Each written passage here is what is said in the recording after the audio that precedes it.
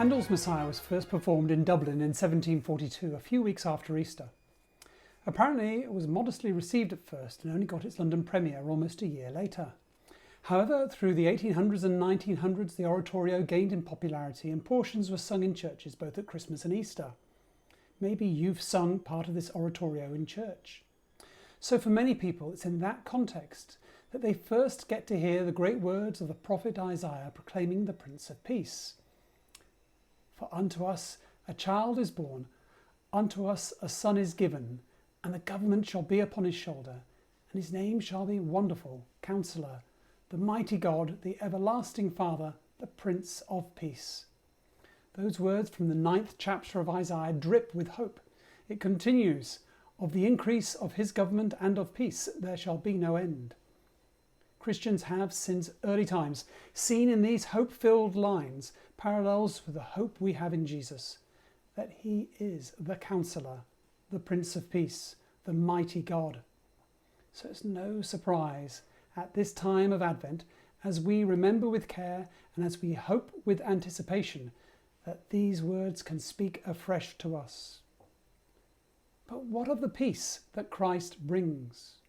Further on in Isaiah, in chapter 11, there are verses that speak of the peaceable kingdom, a vision of where the wolf shall live with the lamb, and the lion shall eat straw like the ox.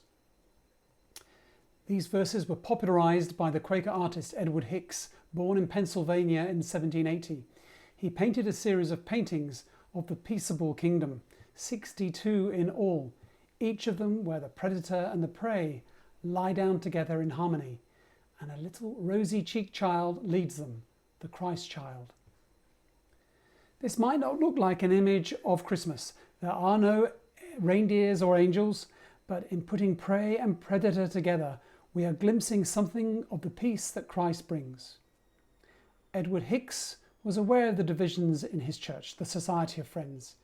In Pennsylvania, it split in 1827, one faction led by Edward's cousin Elias. So in many kingdom pictures, there's a fractured tree trunk representing the divisions of the church. The theme of being together, practicing peacemaking, as a diocese we have explored in 2020. Let us not leave it behind.